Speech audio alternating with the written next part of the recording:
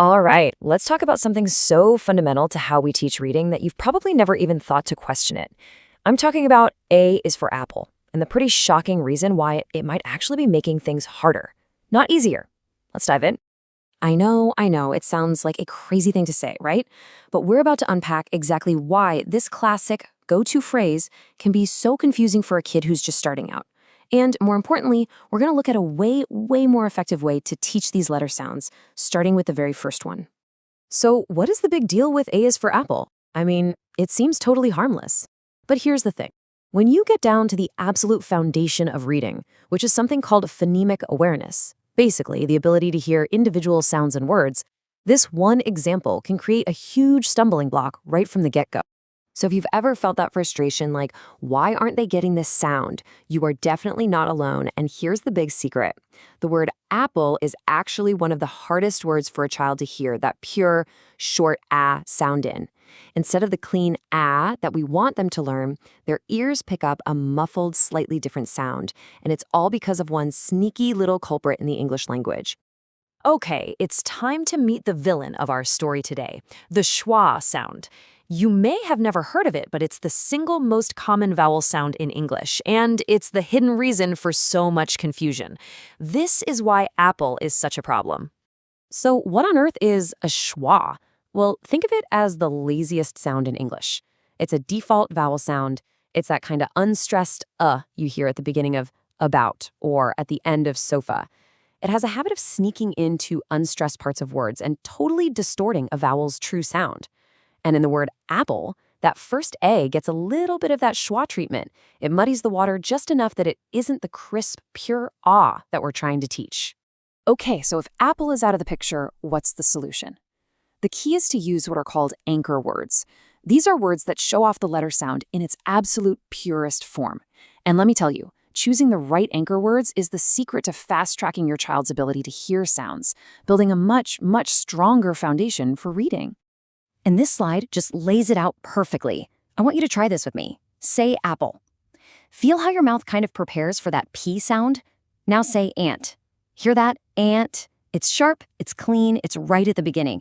That's the huge difference between a slightly contaminated sound and a pure one. All right, to make this super practical, we're going to officially retire apple right here, right now. And we're going to replace it with 3 fantastic pure sound anchor words. These should be your new go-to examples whenever you're teaching the letter A. First up, our new best friend, ant. Just listen again. Ant. That aw sound is the absolute first thing your ear picks up. It's clean, it's not blended with anything else, and it perfectly represents the short ah sound. It's so simple and so effective. Next on the list, we've got axe. Just like ant, it's short, it's crisp, it's punchy. That ah sound is right there at the front. You literally can't miss it. It gives a child's ear a crystal clear target with zero room for confusion. And for our third example, let's try a longer word, alpaca. Now this one is great because it shows that even bigger words can work as long as that first sound is pure. Just focus on that very first part, alpaca. You hear it, right? That perfect, clean ah sound right at the start. Now here's the really cool part. This whole idea doesn't just apply to the letter A, it applies to every single letter sound. So how can you test the other words you're using? I'm going to show you a super simple technique so you can become a total phonics pro for your kid. It's all about checking the articulation, how your mouth actually makes the sound. So let's try it with the letter O. First, say the word octopus, nice and slow. Octopus. Feel how your mouth makes that initial ah sound? That's the pure short O. Okay, now try saying ocean. Ocean. Hear that? The O is saying its name. That's a long vowel sound, a completely different sound. This simple check will empower you to pick the absolute best words every single time. So look, here is the crucial takeaway from all of this. This isn't about memorizing more words. It's about finding the right words.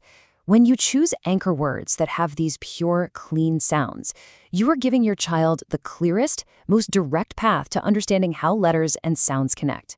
And that is the absolute bedrock of learning to read. So, I'll leave you with this question. Now that you know about the sneaky schwa and the amazing power of pure sounds, which letter's anchor word are you going to check out next? Is it B is for ball, or maybe E is for elephant? The journey to becoming a better reader really does start one pure sound at a time. Thanks for hanging out with me.